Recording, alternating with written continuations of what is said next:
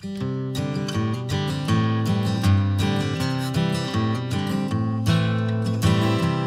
is Unique Smiles, the Facial Paralysis Podcast, and I'm your host, Brian Apprille.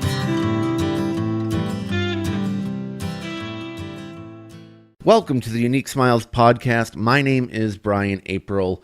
Before we get going, I just wanted to start off a little bit about what this podcast is, what it isn't, what I hope to do with it, and give you just a little heads up, a little taste of what this is about and my purposes in doing it. First and foremost, I am a stand-up comedian by trade. I've been one for 20 years, and I have facial paralysis through Ramsay Hunt Syndrome, and I'll talk a little bit about that in just a minute. So just know that I have it. I understand, what's going on with it. I understand. We'll just say that. Just know also, I am not a doctor. I just want to make that very, very clear to the disappointment of my mother. I am not a doctor. So anything that I say regarding, like medically, like this worked, this didn't work, whatever, take that with a grain of salt. I am going to try to have some doctors on here who actually really know what they're talking about. And there'll be some other people who have a lot of experience with it and know a lot about the medical side of it and have researched it a bunch. So I'm hoping to have a nice balance of that. So if you hear people, kind of say things or whatever, again, unless they're a doctor or they're really, really into the research, please just take it with a grain of salt. And I just want everyone to know, being a stand-up comedian, I sometimes joke about things because that's just how I deal with things. I have a different sense of humor. I always try to find the funny in everything in life. And I respect and understand that not everybody is in the same point of recovery from facial paralysis as I am. For me, it's been about 8.5 years, so I've had a chance to kind of go through my grieving, my mourning, and I still have times where that's an issue, but I understand that, some people it's been 25 years, some people it's been, their whole life. Some people, if you're listening to this, you may have just been diagnosed with Bell's palsy or you have acoustic neuroma or whatever, and you may have just had that, a couple days ago or a week ago, and you're scared and you're upset and you're trying to find something different. And so I appreciate that not everybody is there. So if I say anything that seems insensitive or whatever, just know that's not my intent. It's just how I deal with things. I make fun of it because I've always found that laughter, if you can laugh at something that's bringing you pain, it removes that pain. But just understand I'm aware, so I will try to find the balance of being entertaining and engaging and also understanding and respectful. So please understand that I'm definitely going to try to do that. My hope and reason for doing this podcast is when I got sick, there was very little out there on the internet for Ramsay Hunt Syndrome. There was just a little bit, and there was a forum, and I was glad to have the forum, but when I went there, it was pretty depressing, truthfully, because not to say it was a bad site, it's just there were very few people that went on it and were like, hey, I'm doing much better. It was never that. It was always people who were just in the beginning or, going through it or just complaining about, things that happened. So as somebody, who had recently suffered facial paralysis, it was very weird for me to go and try to find hope and optimism. And I just went to this place where there was none. And so my goal with this podcast is to try to bring you people who have been through facial paralysis one way or the other, whether it's through injury, Mobius, acoustic neuroma, Bell's palsy, Ramsay Hunt Syndrome, trauma, nerve trauma. So anything like that have been able to do that and still pick up and move on and still attack life and still show that there's life after facial paralysis and what that kind of looks like. Still go on to do great things. Like I still go out and perform now and I speak and I love doing that and making people laugh. And I talk about my facial paralysis in my act. So we're going to try to find some things. I get some great guests lined up. I get some really, really smart people who are way smarter than I am. It's going to be fun. It's going to be interesting. And I hope that it gives you inspiration and some hope that this can get better and you can still do things. You can still go out and you can still, open up a flower store if you want to do that, or you can still be a great web designer, or you can still be out in the public eye. That's what I am, and there's a few other people that I'm hoping to get on here that are very much in the public eye. that's kind of my goal. Anyway, so I'll tell you a little bit about me, my story. I've been a professional comedian for about 20 years now. And in 2009, I got sick with, it was about a week before my birthday, and I started getting this pain behind my left eye, and I was like, oh, this really hurts. So we went to the hospital, and we went to the doctor, and I was misdiagnosed. They thought it was TMJ, and they thought it was, oh, you just have a migraine, and I was like, I don't get migraines. And it just got progressively worse, and the next day it felt like I was getting stabbed in the eye, which was really interesting. And my father-in-law, who is a neurologist, was like, oh, he should probably go get a spinal tap because it sounds like he's got some sort of, viral infection. My doctors didn't listen, and they were just like, no, it's headaches, it's this, it's that, it's cluster headaches. And so for the next 5-6 days, we were either at the emergency room, urgent care, or my doctor's office, or a combination of two of them within every day of the week. And then finally my face fell, and then my eye didn't blink, and I started slurring my words while we're in the emergency room. And I was like, hey, I'm slurring my words and I can't close my eye. And they're like, well, we're probably still going to send you home with some more medicine. And then finally the on-call doctor listened to my father-in-law. They gave me a spinal tap, and they were like, oh, we don't think you'll have anything, but they're like, oh, you have viral meningitis, and you also have Ramsay Hunt Syndrome. And Ramsay Hunt Syndrome, it's basically, it affects all your facial nerves, so you get hearing loss. I got hearing loss, I get vision loss, I get vertigo, I lost taste in my mouth, obviously the slurring of the speech. So there's a lot of balance issues, all that sort of stuff. Long story short, too late, I know. I spent the next month, a week in the hospital, and then I spent the next month at home in bed with the IV. And so they fought the infections. They told me, oh, I should be fine in a couple of weeks, which is the worst thing you can say. And if you're out there and someone tells you that you have Bell's palsy and it's going to be better in a couple of weeks, or you have whatever and it's going to be better in a couple of weeks, don't listen to them. Just understand it's going to heal when it's going to heal. And it was nice to have a little bit of hope, like, oh, it's just 2 weeks. It's just 2 weeks. But when 2 weeks comes and goes and there's no change, that is devastating. Mine, I didn't see any real movement. My eye didn't close for over 9 months. I had to tape my eye down at night. I had to do all that sort of stuff. I lost all the hearing in my left ear, and I eventually got most of it back, probably about 70% of it back. So I'm thankful for that. During my recovery, that was kind of my thing. There were all these issues, and I said, well, what are the things that I want the most? And I was like, well, if I can just get my hearing back and my eye to close, I'll be happy. I'll take everything else, So I got that, and I went online, and I was like, okay, trying to find some things, and it just wasn't happening, and I was very depressed. I'm not going to lie. Some of you might be now, or some of you might just be whatever. And it was hard because no one, unless you go through this, people don't understand. They say, oh, it's not even, you can barely notice. And I can notice a big difference. There's a huge difference. And I think I became super hypersensitive to it. It was like, oh, I know my body very well. I know my mouth very well because I do impressions and I do voices. And I learned how, all my facial muscles worked. And so when they weren't working, it was very easy for me to tell. That kind of went along, and I was just really upset. I just started getting a little angrier, and I went through I went through sadness and depression and grief, and I felt miserable, and I didn't want to be depressed anymore, and I didn't want to feel miserable anymore, and I just hated it. I hated my life, and I had no idea. It was so scary during that time because I had no idea what the future, held for me. There was nobody could give me any clear, definitive answers because everybody's different. It was just like, well, maybe you'll heal. And that is something that just freaked me out. And so eventually, I was talking to my family. They were sitting around the table, and I started to complain. And I did this little troll voice that I call it, that's in my act. And everybody started laughing. And what I was doing was just kind of putting a voice to how I felt. Felt like a monster. I felt like, this troll that nobody could love and all that sort of thing. And everybody started laughing because I guess my sense of humor started to come through. And then they're like, oh, do it again. That was really funny.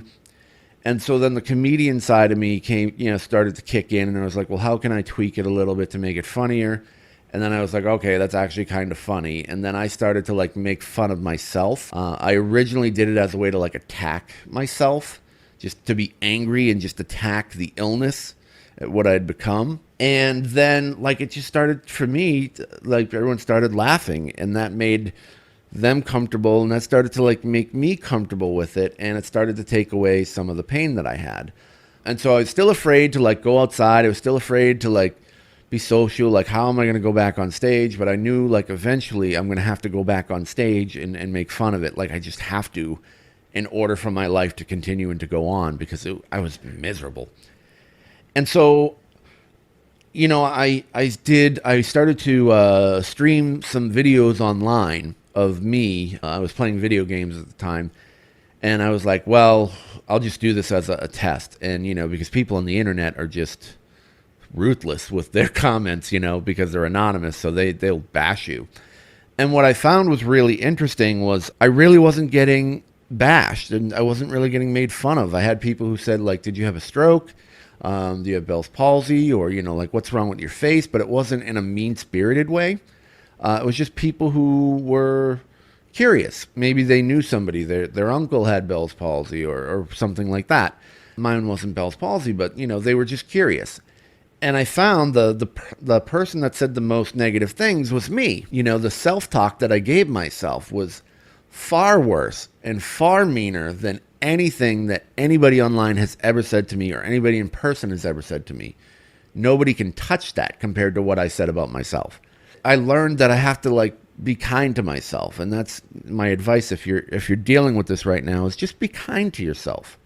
Let your body heal. So anyway, I started to do that, and I go, okay, well, maybe if that works, you know, and people aren't saying that when they don't have to, maybe I can kind of go outside a little bit. So then I started to go outside a little bit more and a little bit more, and most people don't even notice me, which was great. If you think about your day today, think about how many people you've gone by, how many people you've talked to, and have you noticed them? Have you noticed what their face looks like in great detail? I notice a little bit more now because I'm hypersensitive, and it's one of the first things I look at whenever I see somebody is what's their smile look like. But I think ultimately, you know, can you remember all the people that you passed today or that you walked by today? Probably not. So then I started to like put that together logically, like, okay, people aren't really paying attention to me.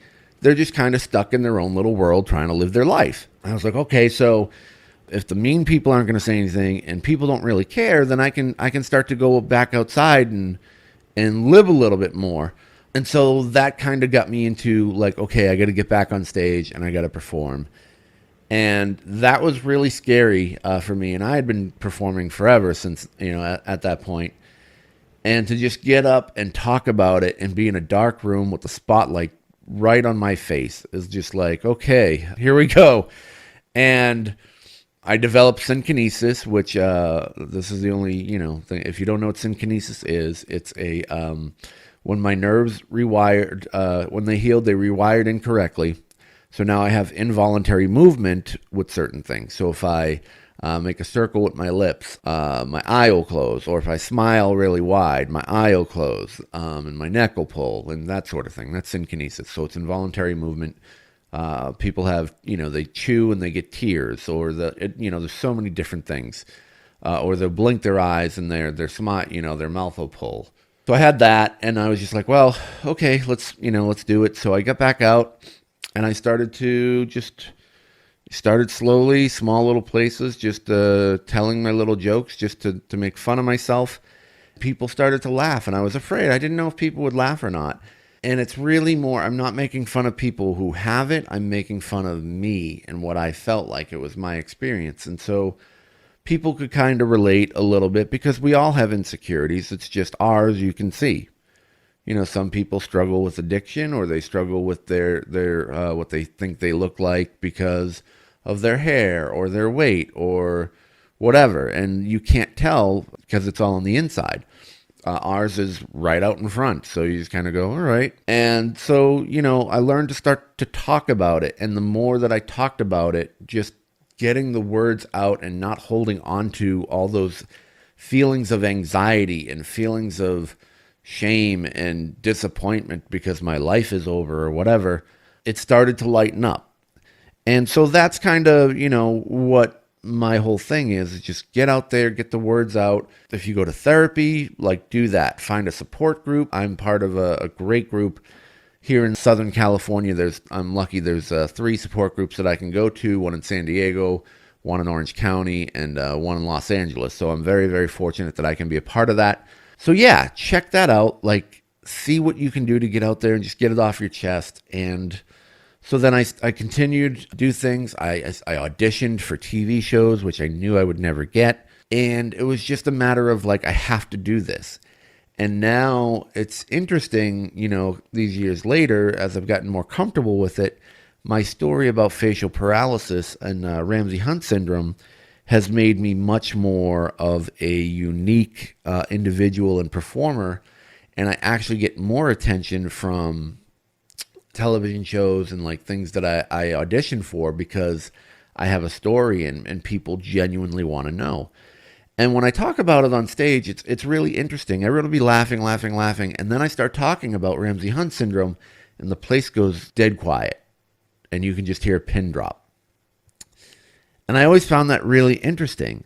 And then one night I made a comment on stage, and I was like, wow, you guys get really quiet. And this guy in the audience goes, well, that's because we're interested. And I was like, wow, all right, that is the nicest heckle ever. But it also pointed out, that people do genuinely care.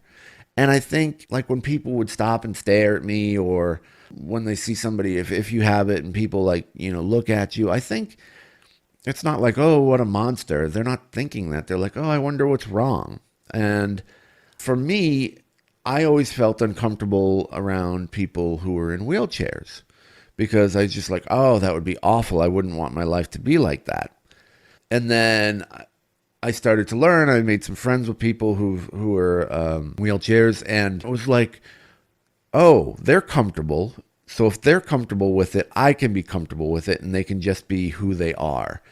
And that's what I found. After that initial little awkwardness, everyone kind of just accepts for who you are and what you do. So, that's a little bit of my story, and I just continue now, and I just do more and more and more, and I really just try to raise awareness with every show for facial paralysis and people who have it, because I think there's a lot of things that people don't realize. A lot of people think it because you have facial paralysis that you're slow or you're stupid or whatever. It's no, I'm stupid for other reasons, but not because of that, so that just became my goal and my thing. That's just a real quick thing of my story, and I've changed so much over the years. At first, I was very upset. You mourn the life that you lose or whatever, and I'm so grateful now because I've met so many wonderful people through these support groups and online, and to make a connection with somebody like that, it's invaluable, and it just fills my soul with happiness and purpose. And I never thought there would be anything positive out of it, and I'm so glad I was wrong, and I'm so glad that I've had a chance to do what I'm doing, and now I'm trying to do this podcast to hopefully reach out to more people because I just love it, and it's been such a great gift for me to have. So I guess I'll just give you a little bit of advice and we'll wrap it up. Oh, the other thing, the podcasts, I'm going to try to keep them between 20 to 30 minutes unless it's an amazing show or whatever, because no one wants to listen to me ramble on for that long. So some of the things I learned was just go out and do it. I'm still glad that I can go to the beach, or I can listen to the ocean, or I can smell the ocean air, or go outside and see, palm trees, or I can go out and smell roses, all that sort of stuff. I know it sounds kind of corny and everything, but there are people who are far worse off than I am, that are struggling, battling for their life, or just have, some other conditions that I can't even imagine living with. And I'm just so grateful that I can still do the things that I love to do.